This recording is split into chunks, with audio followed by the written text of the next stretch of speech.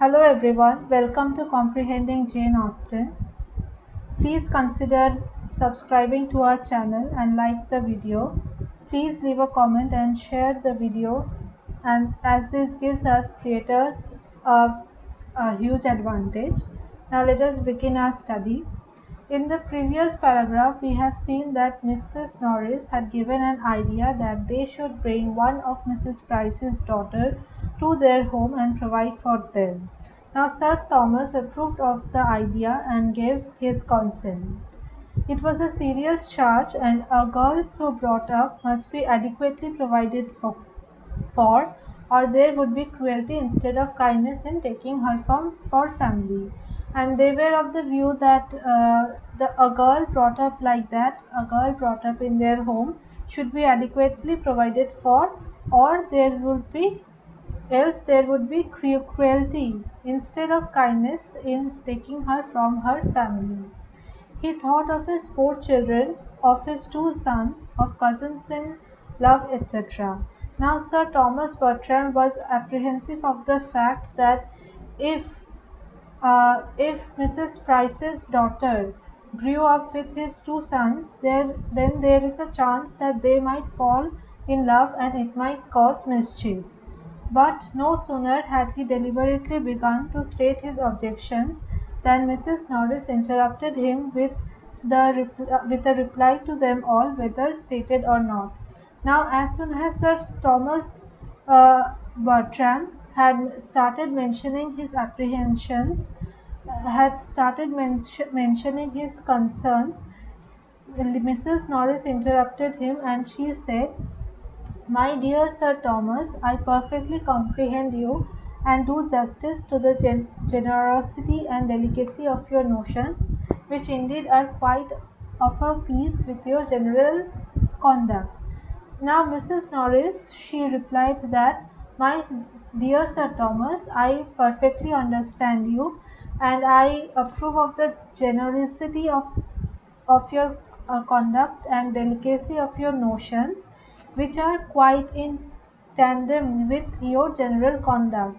Now, previously we have seen that Sir Thomas Bertram was a person of high principles, and Mrs. Norris said that I see that these are in tandem with your general behavior, and I entirely agree with you in the main as to the propriety of doing everything one could by way of providing for a child one had in a manner taken into one's own hands, and I am sure I should be the last person in the world to withhold my mite upon such occasion. Now Mrs. Norris said that I would be the last person to put any objections to what they were doing, to their notions, to their ideas. Having no children of my own, who should I look to in any little matter I may ever have to bestow but the children of my sisters? Now Mrs. Norris was of the view that if she had one of Mrs. Price's child with them, then she would look up to her for any little matters, anything that she needed any opinion on. And I am sure Mrs. Norris is too just, but I know I am a woman of few words and professions. Do not let us be frightened from a good deed by a trifle. Now she was of the view that they should bring her daughter, bring the eldest daughter of Mrs. Price. Give the girl an education and introduce her properly into the world, and 10 to 1 but she has the means of settling well without further expense to anybody. Now she was of the view that they should give the girl an education and introduce her properly into the world, and this would prove to be of advantage to the girl that they are bringing home. A niece of ours, Sir Thomas, I may say, or at least of yours, would not grow up in their neighbourhood without many advantages. Now, a girl who is used to grow up in such poverty, if she is brought into a place like Mansfield Park and she is given education, and if she grows up in that kind of a neighborhood, she would have a lot of advantages. I don't say she would be so handsome as her cousins.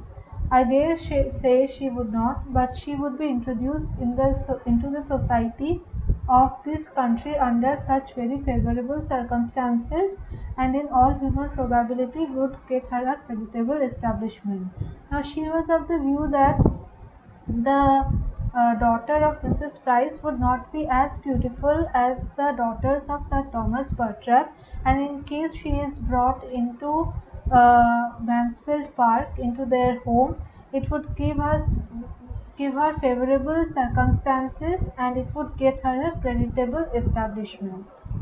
You think of your sons, but do not you know that of all things on earth that is the least likely to happen, brought up as they would, as always together, as like brothers and sisters. Now Sir Thomas Bertram, as already mentioned, was apprehensive of the fact if his two sons and Mrs. Price's daughter grew up together, then there is a chance for them to fall in love, and this would end up creating mischief. Now Mrs. Norris said that she was of the view that if they if Mrs. Price's daughter uh, his and Sir Thomas's son grew up together as brothers and sisters, then the chance of them falling in love would be very minimal, because they were uh, they would be growing up as brothers and sisters, and it was morally impossible for them to be falling in love. I never knew an instance of it. It is, in fact, the only sure way of providing against the connection. So, the fact that they would be growing up as brothers and sisters, it was the only sure way of providing against the connection. Suppose her a pretty girl and seen by Thomas or Edmund for the first time 7 years hence, and I dare say there would be a mischief. Now, had they not been growing as brothers and sisters, and if the sons of Sir Thomas Bertram, Tom and Edmund were the two sons of Sir Thomas Bertram, if these two sons of Thomas Bertram had seen Mrs. Price's daughter 7 years later, and if they had been smitten by her beauty, if they had fallen in love, considering the fact that she had grown up in miserable circumstances, she had grown up in poverty, then that would have been a source of uh, that would have been bad for the Bertram family. The very idea of her having been suffering to grow up at a distance from us, all in poverty and neglect, would be enough to make the dear sweet-tempered boys fall in love.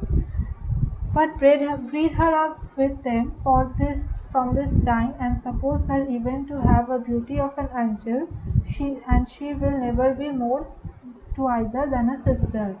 Now instead, if they grow together as brothers and sisters, it is less likely that they would fall in love, as they were growing up as brothers and sisters, and it was morally impossible for the two sons to fall in love with the daughter of Mrs. Price.